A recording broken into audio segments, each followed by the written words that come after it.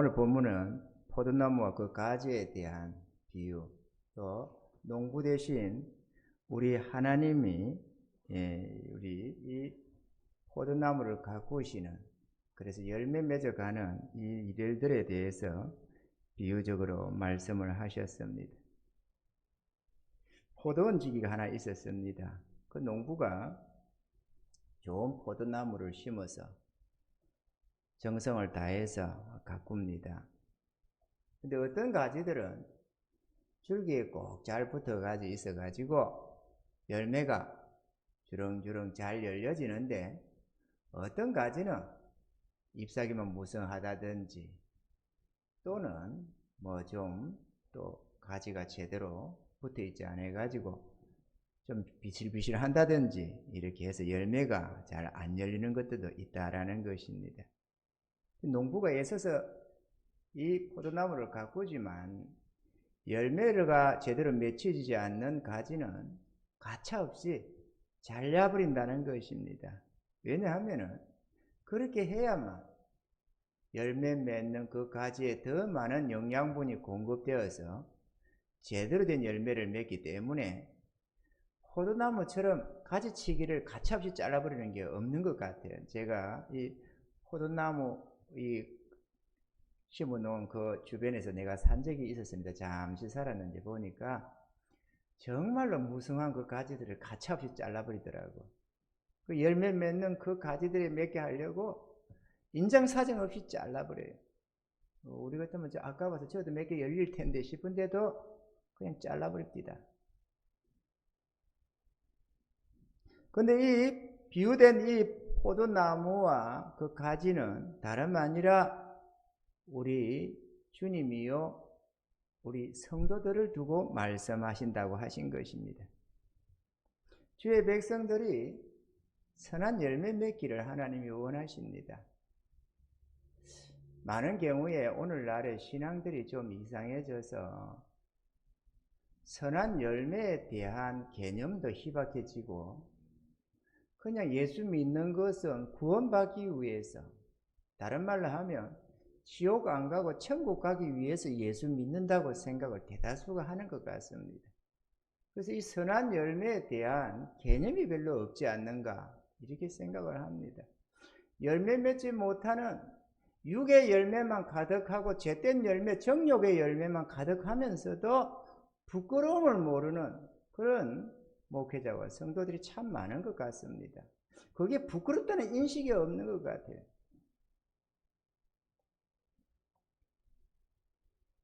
문제는 이 가지들의 상태가 제각각 다른데, 어떤 가지는 이 줄기에 꼭 붙어 있어 가지고 열매를 줄줄 맺는다는 거죠. 우리들이 주님에게 꼭 붙어 있으면 가지가 뭔가 대단한 노력을 해서 어떤 것이 아니라 뿌리로부터 줄기를 통해서 영양분이 공급되면서 열매가 절로 맺혀진다는 것입니다. 못하게 하시고. 그런데 어떤 가지들은 줄기에 꼭 붙어 있지 못해 가지고 제대로 된 열매를 못 맺더라.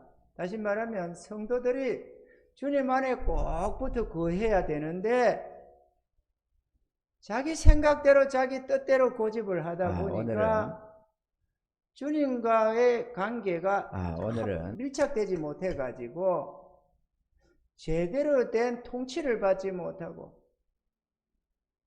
제대로 된 인도함을 받지 못하고 제대로 된 보호함도 받지 못하고, 그래서 선한 열매가 제대로 안 맺힌다는 것입니다. 그러면 어떻게 하느냐? 열매 없는 가지는 가차없이 잘라버린다고 말을 하는 것이 축원합니다. 누가복음 13장 7절에 보면은 과언지기에게 이르되 내가 3년을 와서 이 무화과 나무에 실과를 구하되 얻지 못하니 찍어버리라. 어찌 땅만 버리느냐, 이렇게 주님 말씀하셨습니다. 주님이 관심사는 자기 백성들이 선한 열매를 많이 맺는, 그래서 세상에서는 빛되고 소금되며 우리 하나님께는 영광 돌리는 그런 선한 일에 열심히 하는 자기의 친백성들, 친자녀들을 삼기를 원하셔서 우리를 불러내셨다고 말을 하는 것입니다. 너에게 구원을 주기 위해서 내가 불렀다 하는 게 문제만이 아니라 진짜 중요한 거는 열매 맺는 삶이 되기를 원하셨다는 것입니다. 주님 감사합니다. 아멘이죠.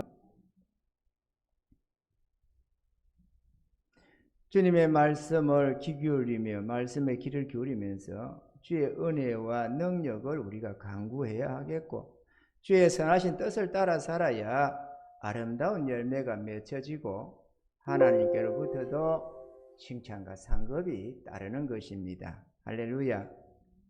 자, 그러면 우리가 왜 주님 안에 꼭 붙어 있어야 되느냐? 주님 안에 왜 거해야 하느냐? 참 이거 오늘 내 안에 거하라, 주님 안에 거하라고 하는 이 말씀은 참 아름다운 말씀입니다. 우리가 육에 빠져서 내 정욕적으로 들으면은 불평이 튀어나오는 말입니다. 아니 좀 자유롭게 내 마음대로 살게 내버려 두지 왜 주님 뜻 안에서 머물게 하려고 하느냐, 그렇게 올가매면 우리의 삶이 힘들어지지 않느냐, 이렇게 생각을 해가지고 인간의 본능적으로 꺼려하는 말씀이기도 합니다. 그런데 은혜 안에 거하면 빛되고 소금되어 살게 되면 또 이 말씀만큼 은혜가 되는 말씀이 없습니다. 오늘 아담아 내가 어디 있느냐, 오늘 날 시간의 말씀처럼 그 속에도 보여주는 것처럼 죄를 지으면, 잘못하면 자꾸 피하여 숨습니다. 그런데 아이들이 잘해서 상장이라도 타고 시험 점수가 잘 나오면은 반갑게 뛰어가서 부모한테 가서 엄마 아빠한테 가서 자랑질을 합니다. 그죠? 그 요한복음 3장에도 그런 말씀들이 기록이 되고 있습니다. 볼 것 한번 좀 본다면은, 악을 행하는 자마다 빛을 미워하여 빛으로 오지 아니하나니 이는 그 행위가 드러날까 함이요, 진리를 쫓는 자는 빛으로 오나니 이는 그 행위가 하나님 안에서 행한 것임을 나타내려 함이라 하시니라. 이렇게 말씀하신 것처럼 우리가 주님 앞에서 잘하면 잘할수록 즐겁게 하나님께로 달려갑니다. 아멘이죠? 성도들이 좀 잘해봐봐요. 목회자 찾아오는 발걸음이 얼마나 편한지. 그런데 성도들이 제대로 못하면 왠지 모르게 자꾸 종적을 감추려고 해요. 접근 잘 가까이 오지도 않고 말이죠. 그만 예배만 드리고 나면 얼른 빠져나가고 자꾸 자기 행적을 숨기려고 합니다. 숨긴다고 숨겨질 것도 아니건만은 말이죠. 즐거이 목사님, 주님, 하나님 이렇게 즐거이 찾아 나올 수 있는 가벼운 발걸음이 될 수 있도록, 할렐루야, 자수하여 강명 찾고 충성해서 하나님께 감사 영광 돌리는 그런 삶이 되기를 바랍니다.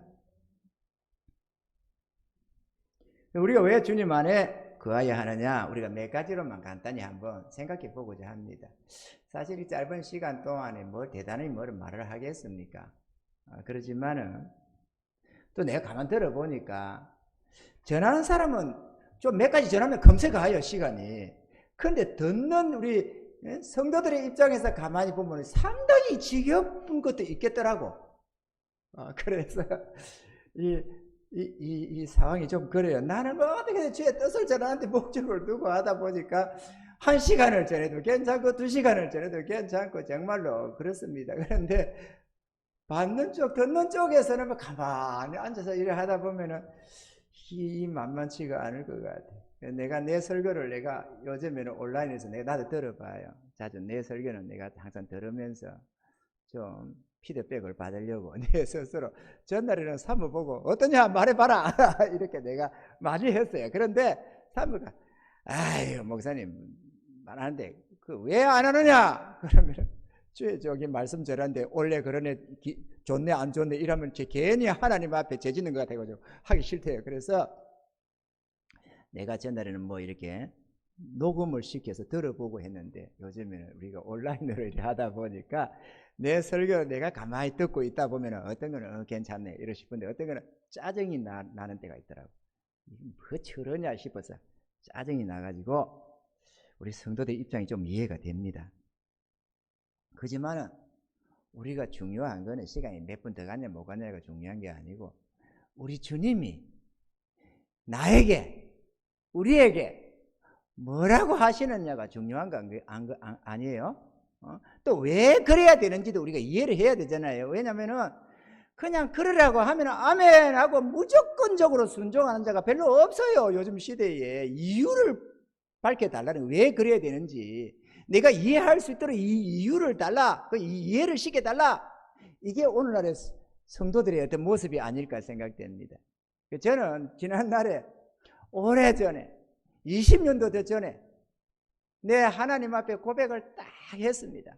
하나님, 주의 뜻인 줄만 알게 해주세요. 내가 왜 그거를 꼭 해야 되는지 이해 안 시켜도 됩니다. 그 결과를 몰라도 괜찮습니다. 주의 뜻인 줄만 깨닫게 해주세요. 세미한 음성으로도 괜찮습니다. 뭐 하라고 닥달안 쳐도 이게 내 뜻이다라는 것만 알려주세요. 그러면 내가 죽기까지 복종하겠습니다. 오늘날의 성도들이 또는 목회자들이 왜요? 왜 그래야 되는데요? 왜 내가 해야 되는데요? 이러면서 고집 부르는 자들, 충성치 못한 성도들이 참 많은 것 같습니다. 그러나 주여, 이 종은 절대로 주의 뜻 앞에서 불순종하지 않겠습니다. 주의 뜻인 줄만 알게 해주세요. 할렐루야. 그리고 오늘까지 살아왔습니다. 그 약속, 그 하나님 앞에 서원한 그것을 거듭 서원하며 소원을 삼으며, 비록 내 별로 하는 일이 없고 열매 별로 못 맺어도 내 중심 속에는 내 하나님 앞에 순종하며 충성을 다할 마음으로 이렇게 살아오고 있습니다. 그런데 우리 성도들이 다 내 마음 같지는 않잖아요. 그러니까 왜 주님 안에 거해야 되는지 우리가 그거를 좀 이해해야 되는데, 주님은 간단합니다. 내 안에 안 있으면 내 열매 못 맺는다, 이렇게 말이죠. 내 안에 꼭 붙어 있어야 열매 맺는다 그러는데, 그 한마디에 잘 모르겠지만 아멘 하고 따라갈 사람이 몇이 있겠느냐 그거죠. 그래서 설교를 하는 겁니다. 풀어서 전해야 하니까. 아멘이죠. 주님 안에 왜 거해야 하느냐? 첫째가 새 생명의 역사가 주님 안에 있기 때문에 그렇습니다. 주님 없이는 구원도 천국도 있을 수가 없습니다. 그러면 또 배째라는 식으로 막 천국 못 가면 어때? 또 이러는 사람들이 있어요. 못 가면 어쩌기는 지옥 가서 영원히 행벌받지. 그는 지 몸이지 남의 몸이냐고. 여러분, 밤에 우리가 편안히 침대에 누워서 꿈을 꾸도 악몽을 꾸면 땀이 줄줄 흐릅니다. 꿈을 딱 깨고 나면은 꿈이었지 이러면서 얼마나 안도감이 나오는지 모릅니다. 그죠? 악몽하면 안 꿔본 사람 어디 있겠어요? 어릴 때는 늑대가 쫓아오는 그런 꿈. 쫓아오면 도망을 가야 되는데 발이 어떻게나 안 떨어지는지 말이에요. 막 덩어리 따라 붙는 것 같아. 그러면 놀래가지고 잠이 깨는데, 꿈을 꾸고 나면 얼마나 다행인지 몰라요. 나이가 들어가면서 다른 것이 꾸잖아요. 그러면 그 꿈도 안 꾸고 깨지 않고 영원히 가버리면 얼마나 처참한 인생이 되겠어요. 그걸 자기가 당하는데, 하물며 지옥불에 당하는 그 고통이 어떤 것인데, 내가 당하는데 누가 남이 당할 것도 아닌데 말이죠. 아이, 지금 영혼이 영혼만 당합니까? 육체는 부활해서 안 당할 겁니까? 어차피 마지막 때, 심판의 때는 우리의 육체도 사망의 부활로 해서 의의 병기로 쓰임받지 못하고 죄의 병기로 쓰임받은, 불의의 병기로 쓰임받은 이 육체도 저주를 받는 겁니다. 같이. 그럼 누가 당해요? 내가 당하지. 그런데 어때 그 옛말입니까? 지금 안 당하면 괜찮습니까? 1년 뒤에 당하면 괜찮고 10년 뒤에 당하면 괜찮아요? 어림도 없는 소리 하지 마십시오, 여러분. 저는 끔찍합니다, 그것이. 그 지옥 형벌이. 그래서 고린도후서 5장 17절에 보면, 그런즉 누구든지 그리스도 안에 있으면 새로운 피조물이라. 이전 것은 지나갔으니 보라 새 것이 되었도다. 할렐루야. 이 주님의 안에 거할 때만 새 생명의 역사가 있습니다. 주님 없는 구원은 있을 수가 없습니다. 그러면 이렇게 또 많은 사람들이 이렇게 곡해를 합니다. 아, 예수 믿으면 구원 받는다고. 그 얘기가 아닙니다, 여러분. 이 머릿속에서 믿는 그 믿음이 아니고, 마음으로 그분을 믿고 의지하며 따르는 것을 믿는다고 말을 하는 것입니다. 믿는다고 하면서 불순종하는 것은 믿음이 아닙니다, 여러분. 아멘이죠? 믿음은 뭐고 순종은 뭡니까? 믿으면 순종해야지. 믿습니다면서 불순종으로 일관하면 그게 무슨 믿음이냐 이거죠. 행위 없는 믿음, 죽는 믿음 아닙니까? 근데 오늘날에 믿음이 변질이 돼가지고 자유주의 신앙이 들어오고 뭐하고 온갖 변질이 다 돼가지고 믿습니다를 믿음으로 생각해요. 열매 하나 맺지 못하면서도 자기는 믿음을 가졌다고 생각합니다. 열매 못 맺는 나무는 다 잘려진다는 것을 말하고 있는 거 아니겠어요? 누가? 주님은 안 그러는데 목사가 그러면 저 목사 저거 너무 심하다 이러겠지만 주님이 하시는 말씀 아니에요. 아멘이죠? 주님 안에 거한다는 말씀은 기독교 신앙 안에 거한다는 그런 말씀이 아닙니다. 주님 안에 거한다는 것은 주님의 주권 아래 순복하면서 주님을 의지하고 주님을 따르며 주의 뜻 안에서 행하며 산다는 것을 말하는 것입니다. 아멘이죠? 그 안에 생명이 있습니다. 어려운 길에 생명이 있나니 그 길에는 사망이 없느니라 이렇게 주님 말씀하신 것처럼 주님 안에서 주님의 뜻을 따라가는 그 길이 생명길이기 때문에 그 길에만 생명이 있는 것이고 주님을 따르지 않는 그 어느 길로도 생명이 없습니다. 그래서 우리 주님이 가라사대 내가 곧 길이요 진리요 생명이라고 말을 하는 것입니다. 나로 말미암지 않으면 아버지께로 올 자가 없다고 말씀하는 것입니다. 깨달아지는 은혜가 있기를 주님 축원합니다. 이게요 우리 주님은 미혹을 조심하라고 했습니다. 미혹을. 마지막 때에 거짓 선지자들이 많이 일어나서 우리의 영혼을 미혹시켜서 멸망시킬 거라고 말을 했습니다. 그런데 이 미혹이라는 것이 그냥 들으면 미혹 이렇게 흘러들어 버립니다만 이게 참 무서운 단어입니다. 왜 무섭냐? 미혹이라는 게 허릴 밀자를 쓰거든요. 흐릿해가지고 이 말이 그 말 같고 그 말이 이 말 같고 이것이 그것 같고 그것이 저것 같고 실체와 그림자가 분별이 안 되는 흐릿한 상태를 두고 미혹이라고 하는 것입니다. 참 믿음과 거짓 믿음이 비슷해요. 주님을 믿는다는 참 믿음과 주님을 믿는다는 거짓 믿음이 듣기에 나름으로 비슷하게 보인다 이거죠. 너무도 비슷해가지고 그 말이 그 말처럼 들리게 되는 것입니다. 그리고 미혹된 심령은 끊임없이 그것을 옳게 여겨가지고 아무리 그 뜻이 아니라 해도 그렇겠거니라고 들어버리는 것입니다. 그게 미혹을 삼가라는 것입니다. 실체가 있고 그림자가 있습니다. 우리가 이렇게 비춰보면은 뒤에 나오는 그림자가 그렇죠. 옛날에 우리 시골 절 살 때도 보면 문지방에다가 이래가지고 뭐 이렇게 여우 이런 것처럼 이렇게 그림자도 비치고 하잖아요. 불빛 때 해보셨죠?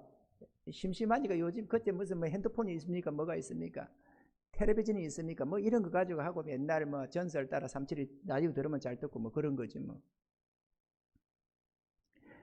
그럴 때 이렇게 하면 우리 손의 모습이 이렇게 하면 손가락이 똑같이 비춰집니다만은 실제 손하고 그림자하고 비슷해 보이지만 틀립니다. 그러니까 미혹을 안 받아야 된다. 둘째로 선한 열매가 주님 안에서만 맺혀지기 때문이라 주님 말씀합니다. 내 안에 거해야만 열매가 맺혀진다는 것입니다. 그러면 우리가 선한 열매 할 때 우리가 보통 생각하는 거 열매라고 하니까 무슨 행위를 두고 생각하는 경향이 있습니다. 가령 뭐 구제 헌금을 구제를 많이 한다든지 예수 안에 안 있으면 구제 못 합니까? 하는 사람 많습니다. 그죠? 구제하는 사람 많아요. 그럼 그게 선한 열매입니까? 아니다 그거죠. 우리 육신적으로도 선한 일을 더러 많이 합니다. 천주교 쪽에는 또 보이는 그런 것도 많이 해요. 불고도 공덕 쌓는다고 하더라고. 그런데 그걸 선한 열매라고 하느냐? 그걸 말하는 게 아닙니다. 주님이 말씀하는 이 열매는 성령으로만 맺혀지는 열매를 말하는 것입니다. 인간이 죄인된 인간이 내 의지력으로 맺을 수 있는 그 열매를 말하는 게 아니고 하나님의 성령의 능력 안에서 맺혀지는 것들을 말합니다. 어떤 것이 있습니까? 우리의 심령의 변화, 이거 성령의 열매들입니다. 내 안에 정욕적인 것들이 제거되고 하나님의 어렵고 거룩한 것들을 채워지는 이게 열매들입니다. 성령의 열매들입니다. 하나님의 지혜도 열매입니다. 우리가 인간적인 어리석음만 해서 이렇게 살아가는데 하나님의 지혜가 생겨서 참된 것과 거짓된 것을 분별할 수 있고 옳은 것과 그런 것을 분별이 되고 말이죠. 이거 얼마나 대단한 건지 모릅니다. 하나님의 형상을 되찾아가는 것. 어렵고 거룩한 천사들의 행위가 나오려면 요 안에 천사 같은 마음이 있어야 되는 것이지, 마음은 안 그런데 겉으로 하는 행동이 그럴듯하게 구제하고 베풀고 뭐를 한다고 해서 위한다고 해서 그게 천사냐? 아니다 그거죠. 그러니까 나타나는 그 모양을 보는 게 아니라 하나님은 중심을 보고 계신다는 것입니다. 외식이 아니라 참된 것을 말하는 것입니다. 그래서 내 안에 어려움이 가득해야 되는 어려움을 추구해가는, 어려움을 추구하는 삶. 세상 사람들은 말이죠, 이익이냐 손해냐 좋냐 싫냐로 모든 것을 판단해 갑니다. 모든 결정 속에 이익이냐 손해냐 좋냐 싫냐로 갑니다. 좋으면 하고 싫으면 안 하고, 이익이면 하고 손해면 안 하고, 이게 죄인들이 가는 판단의 기준입니다. 우리가 죄인으로 태어났지만 주의 거룩한 백성들은 판단의 기준이 뭐냐? 옳으냐 그러냐입니다. 이익이냐 손해냐, 이익이라도 옳지 않으면 안 하는 것이고 손해라도 옳으면 하는 것이 주의 백성들의 길입니다. 다를 수밖에 없어요. 이게 성령으로 아니고는 절대로 맺혀지는 열매가 아니에요. 아멘이죠? 좋으냐 싫냐가 아닙니다. 내가 싫어도 주의 뜻이면 하는 것이고, 내가 좋아도 그게 주의 뜻이 아니면 안 하는 것입니다. 좋다고 다 합니까? 이익된다고 다 합니까? 아닙니다. 주의 백성은 그런 삶이 아닙니다. 그런 정욕적인 인간들이 아닙니다, 여러분. 그 좋냐 싫냐 이익이냐 손해를 가지고 어떻게 살아가면서 선한 열매가 맺혀져요? 그거는 절대로 정욕의 열매, 악한 열매밖에 안 맺혀집니다. 설령 선한 일을 하더라도 내가 얼마나 어렵냐, 내가 얼마나 선하냐, 나를 위해서 맺는 열매지 사랑을 따라서 저를 위해서 저를 위해 주는 그런 사랑의, 참 사랑의 열매가 아닙니다. 이해가 되시면 하면, 내가 선하게 산다고 나의 자부심을, 나의 어떤 그런 뜻을 이루기 위해서 하는 그거는 선한 일은 선한 일이라도 하나님이 보실 때 흠과 티가 많은 것들입니다. 아가페가 아니다 그거죠. 아가페 사랑은 사랑을 따라서 저를 긍휼히 여겨서 하는 것이고, 전혀 내가 옳은 자로 보이기 위해서, 내가 인정받기 위해서 그런데 어떤 목적을 두고 있지 않습니다.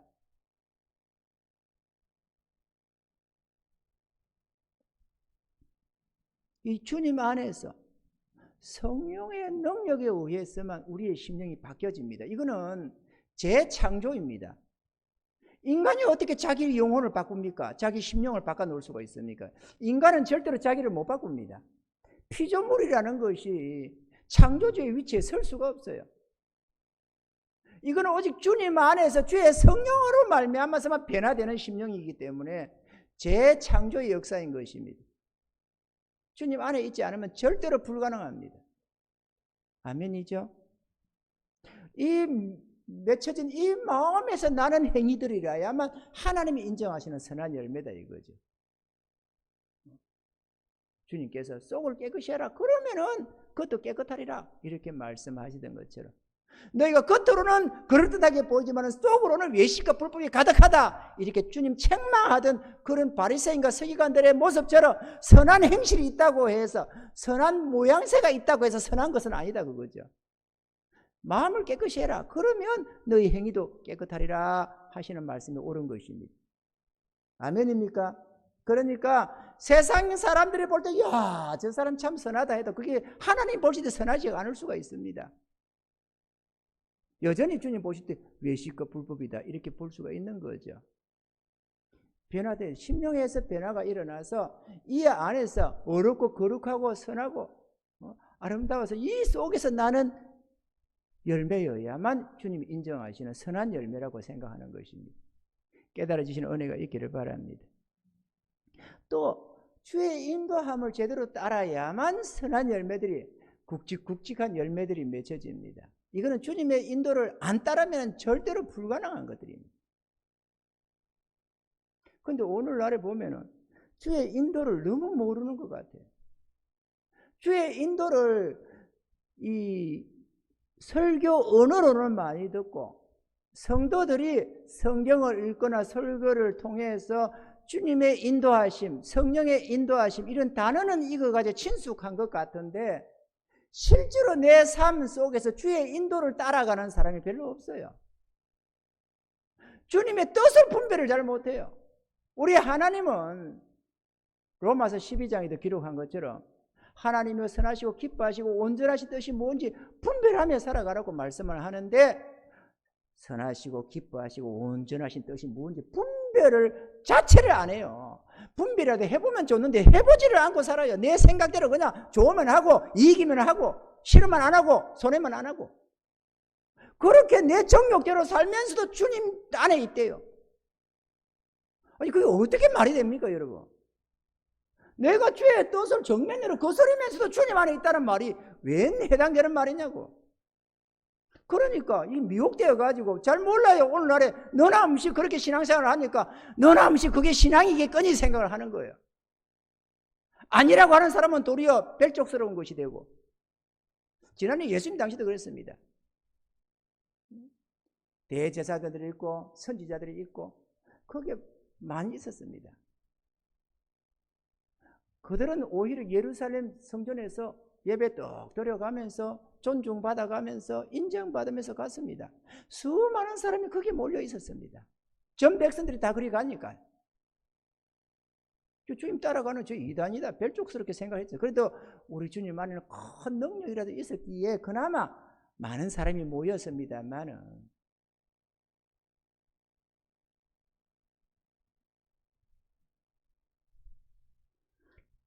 주님의 참된 신앙이 핍박받지 않은 시대가 어디 있으면 민족이 어디 있습니까? 다 핍박받았지. 참신앙은 다 핍박받아 왔습니다. 인정을 제대로 못 받습니다. 왜? 우리 마음에 악한 것을 드러내기 때문에 칼이 찌르듯이 우리 심장을 찌르듯이 이렇게 하다 보니까 다 싫어하고 꺼려하고 미움받는 선지자처럼 그렇게 된다는 거죠. 그러나 그게 생명이 있습니다. 우리의 어둠을 드러내는 이가 목사가 아니라 우리 양심이 아니라 하나님이 우리 양심에 호소하기 때문에 그렇습니다. 우리는 들어야만 합니다. 그리고 내가 불순종하면서 그런 꺼리낌이 없기를 바라지 말고 그런 양심의 가책이 없기를 바라지 말고 내가 회개하고 변화받아서 그런 양심의 꺼리낌이 없도록 해야 되는 것입니다. 주님의 인도를 따라야 됩니다. 주님이 우리 각자에 관한 걸음걸음에 내가 행할 바를 알게 하시고 무엇이 옳고 무엇이 선한 것을 나타내셔서 해야 할 것과 하지 말아야 할 것들을 나타내시고 삶의 우선순위를 정해 주시고 주님이 다 하십니다. 아니 성령님께서 놀고 있겠어요? 전능하신 그분이 놀고 있겠어요? 아니면은 성령이 교회들에게 하시는 음성들이 이제는 사라졌습니까?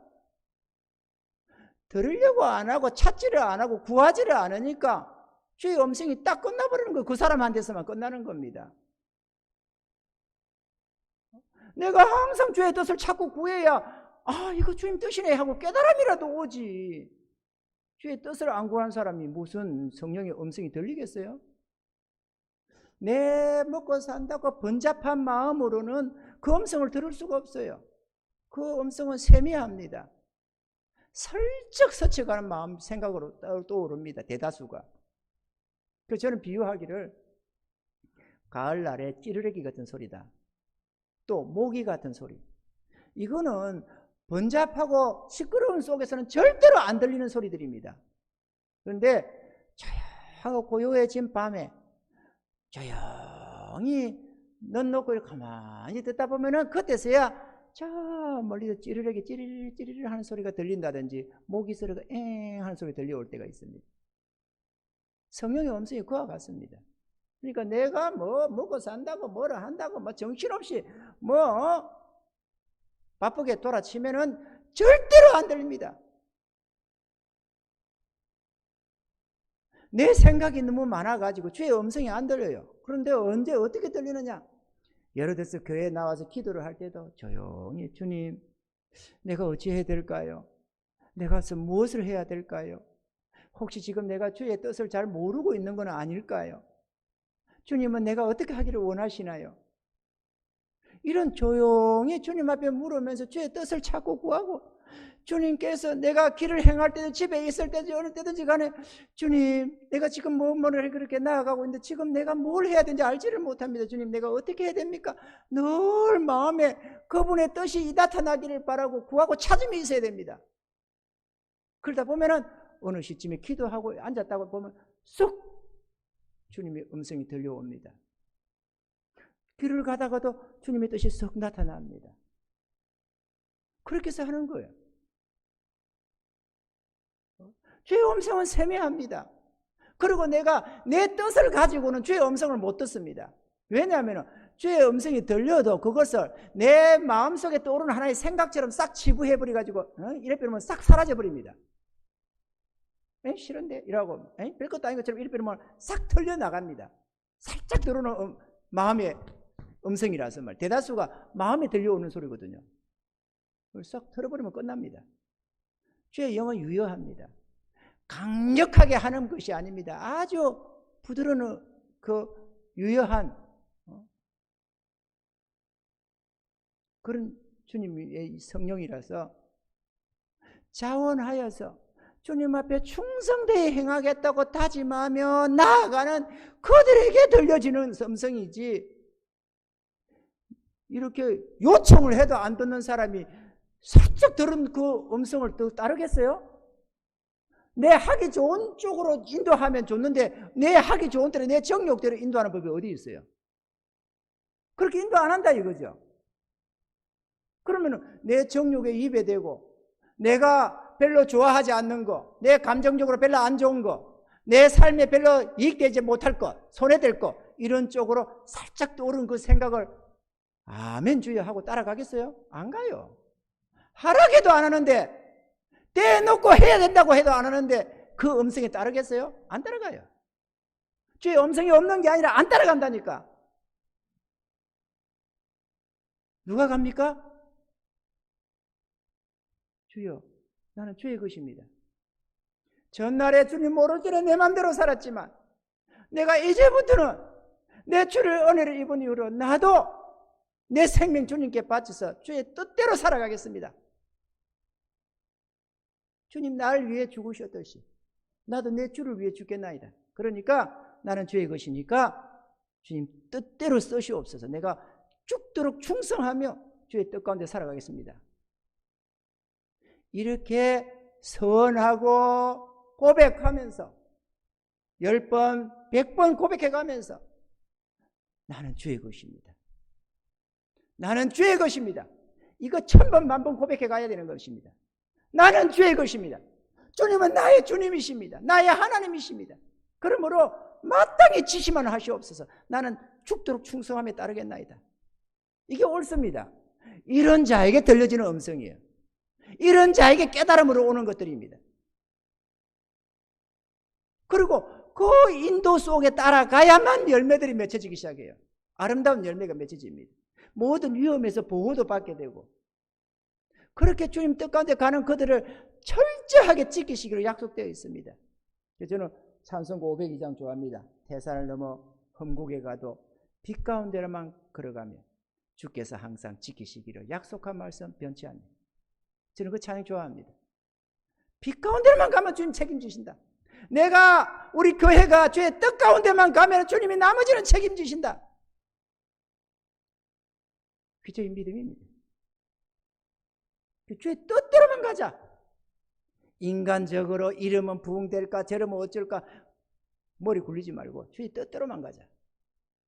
그러면 주의 선하신 뜻은 우리가 주기도 잘하잖아요. 뜻이 하늘에서 이룬 것 같이 땅에서 이루어지이다.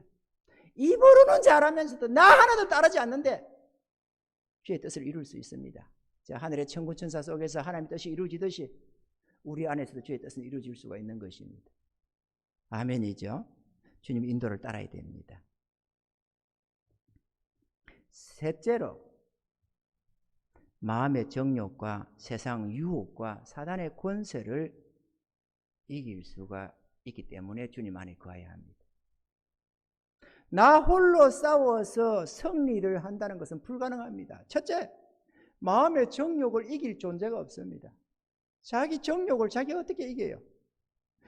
이스라엘이 애굽에서 종노를 하고 싶어서 했겠어요?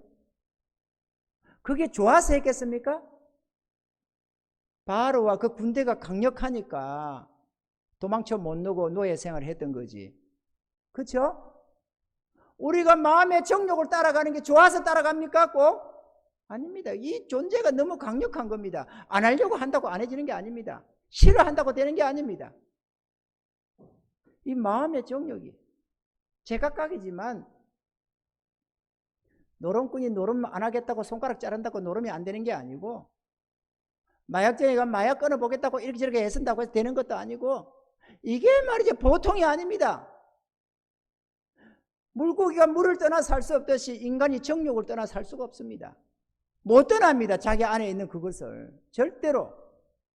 그런데 이게 우리가 이걸 제거해 나가다 보면, 주님의 능력 안에서 하나하나 제거해 가다 보면, 처음에는 뭐 살인하지 말라, 도둑질하지 말라, 간음하지 말라 이런 것들인데 이거 대단한 것 같은데, 나중에는 정말로 어마어마한 것들이 있습니다. 죄된 것들이 말이죠. 참으로 전날에 드러나지 않는 것들, 빙산의 일각이라고 보이기로는 별것도 아닌 것처럼 죽은 파리 한 마리 같은 경한 것들 같은데, 그 뿌리가 깊어가지고 말이야 쉽게 제거되지가 않는 것들이 얼마나 많은지 모릅니다. 그런 거 하나하나 제거해 가려면 나의 본성을 깨고 나의 속성을 변화시키는 이런 것들은 정말로 어렵습니다. 성질이 불같은 성격이 바뀌어지는 거, 이거 뭐 정말 쉬운 게 아니에요. 본성, 속성이 바뀌는 거라서 힘들어요.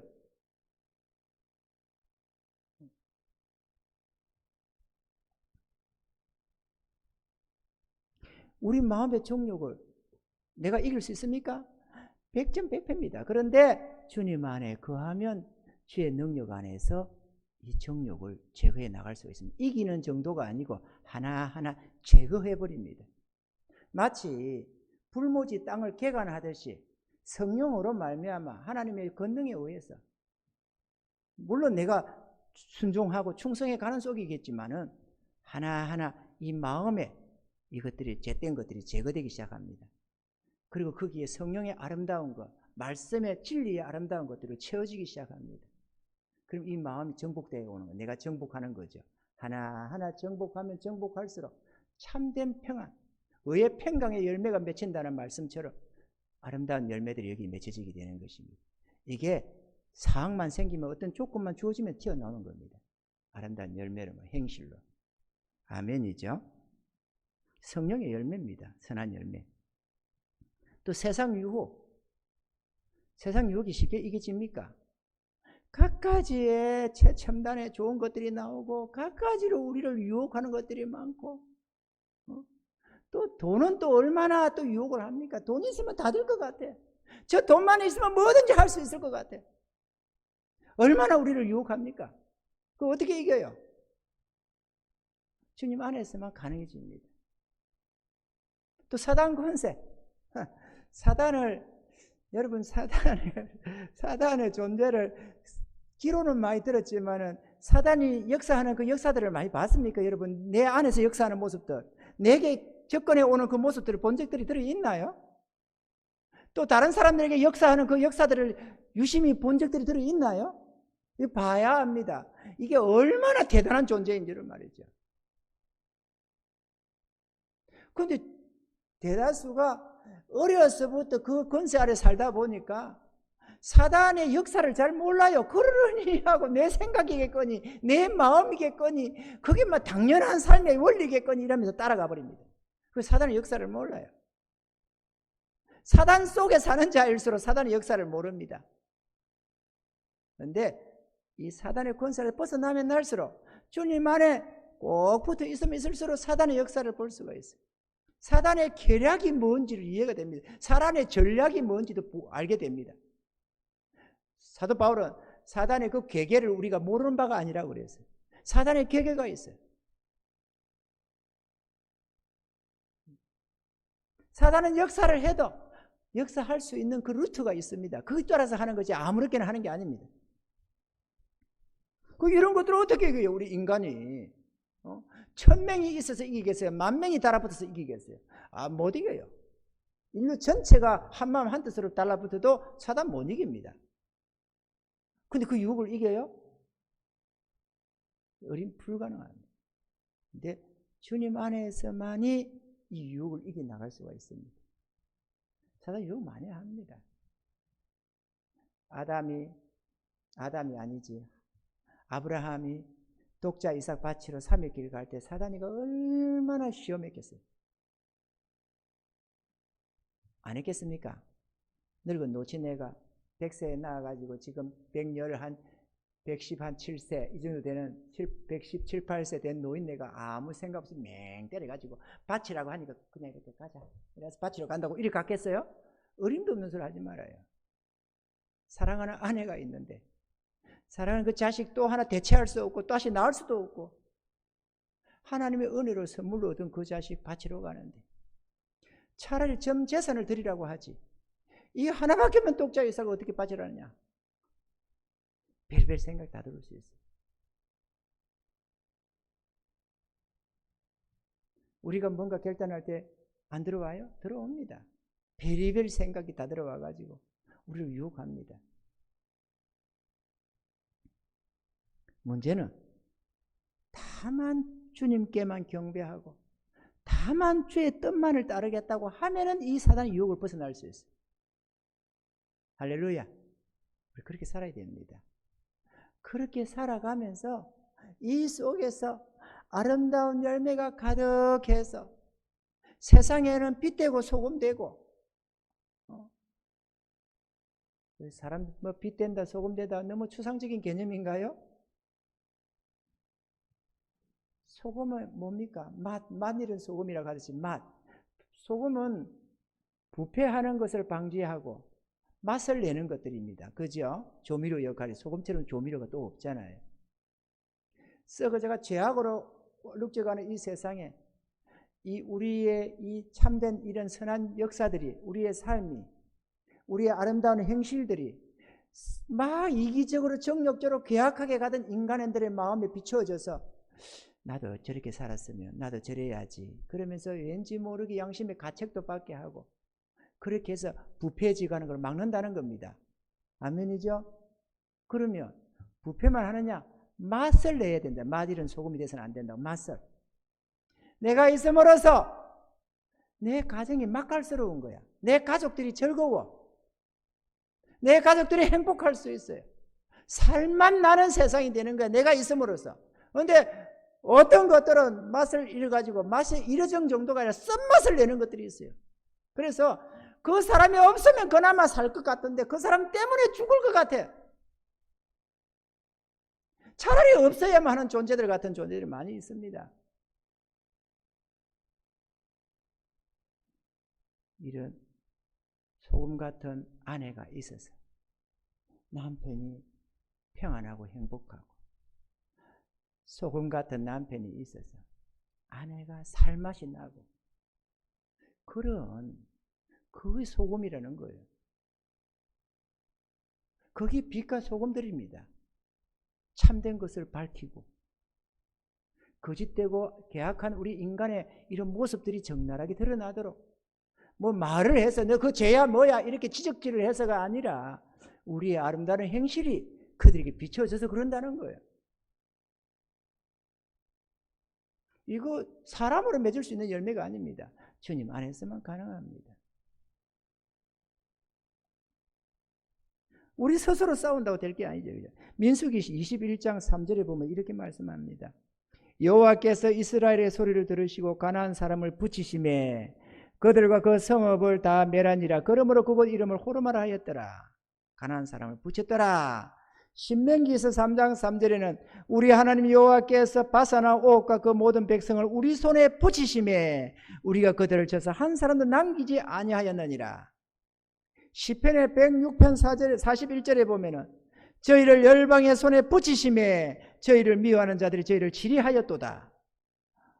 어떨 때는 열방을 주변의 열방들을 이스라엘에게 붙이셔서 그들을 이기게 하시고 멸하게 하시고, 주의 백성들이 죄악으로 관영이 되고 온갖 우상 숭배에 빠지게 되면 하나님이 주의 백성들을 열방에 붙이심에 열방의 치리 아래서 괴로움을 당해야만 했다, 그런 얘기죠. 다시 말하면 하나님이 붙여주느냐 안 주느냐에 따라서 승리가 있고 있다, 그 얘기죠. 여호수아가 아말렉을 쳐서 멸할 때에 여호수아와 그 군대가 용맹하게 싸워서 이기고 어떻게 한 게 아닙니다. 하나님이 붙여주시는데 모세의 손이 들릴 때는 이기지만 내려갈 때는 졌다고 기록하고 있지 않습니까?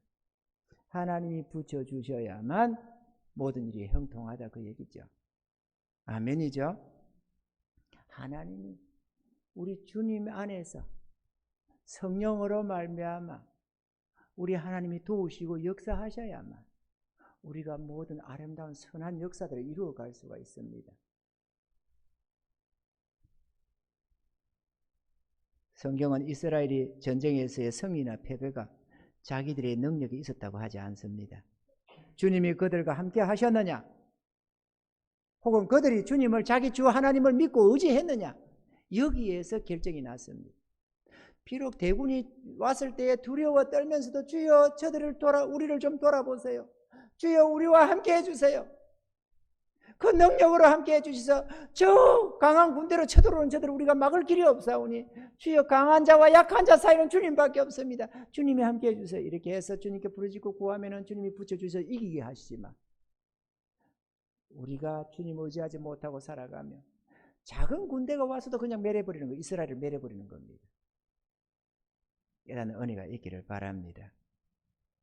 결론적으로 주의 성도들은 주님 안에서 주님을 믿고 주의 선하심을 따라서 살아야만 합니다. 어렵습니다. 듣는 것은 맞아, 아멘 아멘 아멘 다 됩니다. 그런데 막상 내가 선한 뜻을 따라 살아간다는 게 쉬운 게 아닙니다. 쉽지 않지만 그렇게 살아야만 합니다. 아멘이죠? 쉽지 않을 때 내가 이래야 될 것 같은데 내 마음에 하나님의 감동도 왔고 주의 뜻인 줄도 알겠어. 그래 하면 하나님이 영광 받으실 것 같아. 주의 성도들이 기뻐할 것 같아. 믿음이 아름다운 것 같아. 그런데 그 다음에 내 마음의 정욕이, 사단의 유혹이 따라오는 거예요. 가만히 있질 않습니다. 그런데 이러면서 따라옵니다. 그때 유혹을 따라갈 거냐 주의 뜻을 따라갈 거냐, 이걸 결정하는 겁니다. 여러분, 쉬운 거 같이 항상 하는 말이지만 내 안에 어떤 생각이 딱 순간 떠오르면 셋 중에 하나입니다. 기억하십시오. 하나는 내 생각, 하나는 사단의 생각, 하나는 하나님의 생각입니다. 이 셋 중에 하나밖에 없습니다. 어떤 생각이 내가 의도한 게 아닌데 떡 떠올랐어, 어떤 생각이. 그럼 그 생각이 누구 생각인지를 분별해 봐야 합니다. 가만히 분별해 보세요. 어떤 사람은 하나님의 뜻일까 두려워서 아예 생각조차 안 하는 사람이 있습니다. 몰라. 괜히 신경 써가지고 주의 뜻이면 해야 되니까 몰라 이러고 저질러버리는 사람이 있어요. 옛날에 한 전도사가 이런 주의 이 뜻을 이렇게 이런 말씀들을 듣고 하면서 내가 참 신앙생활 잘못했구나 이래가지고 깨달았습니다. 그래가지고 이제 집 떡간에 살려고 하는데 돈이 좀 생겨서 수백만 원인가가 얼마가. 그래가지고 오래전 얘기입니다. 그래서 일단 모르겠다 얼른 중고차를 하나 사버렸습니다. 일단 모르겠다 더 있어봤자 갈등이 생길 것 같으니까 주님 뜻이 나타날 것 같으니까 일단 모르겠다 사버리자 이래 사버렸습니다.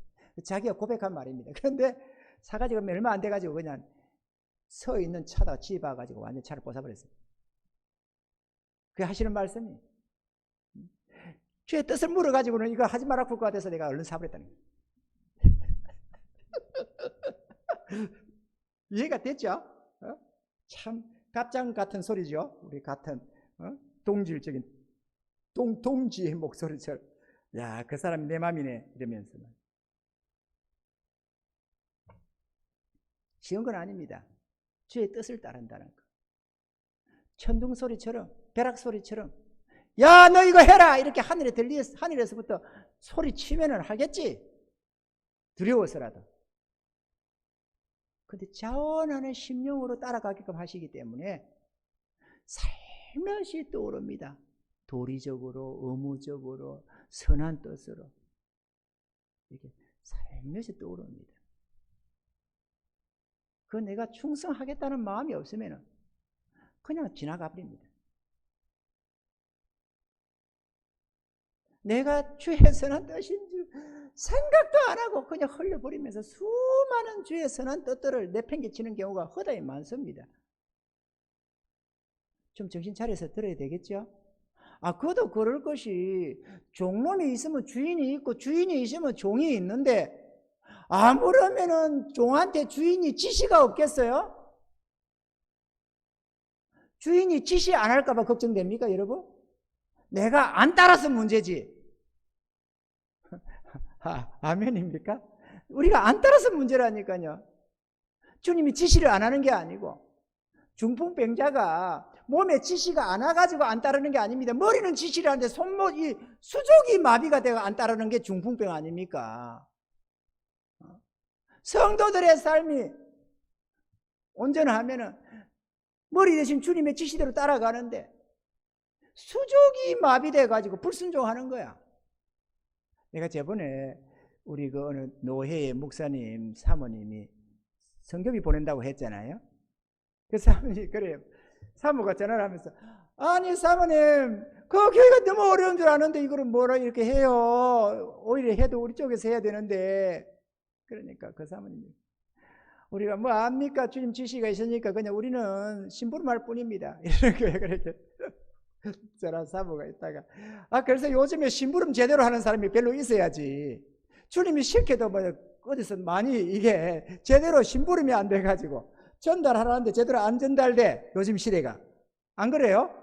성실히 심부름하는 사람이 어디 있어?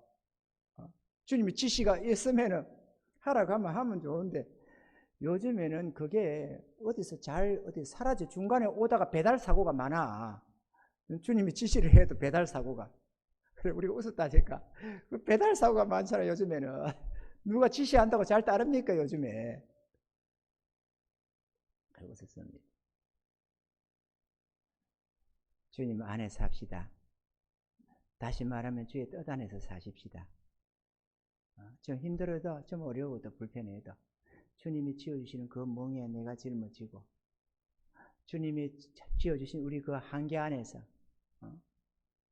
우리의 기업 안에서 절거히 순종에 나아가면 세상이 알지 못하는 성령의 위로와 기쁨이 넘칩니다. 그건 세상이 절대로 모르는 하나님의 성령으로 말미암는 참된 평안과 행복이 있습니다. 그건 세상과 비교가 안 되는 것들입니다.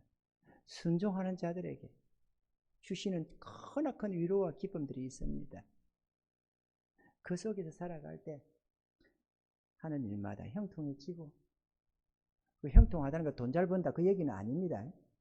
아름다운 주의 은혜가 늘 함께 하시면서 우리의 삶을 통해서 하나님께 영광 돌리고 또 우리의 주변에 참된 빛과 소금 되고, 그러다가 어느 날 주님 부르시면 천국 가서 영원한 영광 중에 들어가는 겁니다. 할렐루야. 주님께서는 잠언서 3장 5절로 6절에 너는 마음을 다하여 여호와를 의뢰하고 내 명철을 의지하지 말라. 너는 범사에 그를 인정하라. 그리하면 내 길을 지도하시리라. 우리 자신을 의지하지 말라. 네 사사로운 이런 지혜를 의지하지 말아라.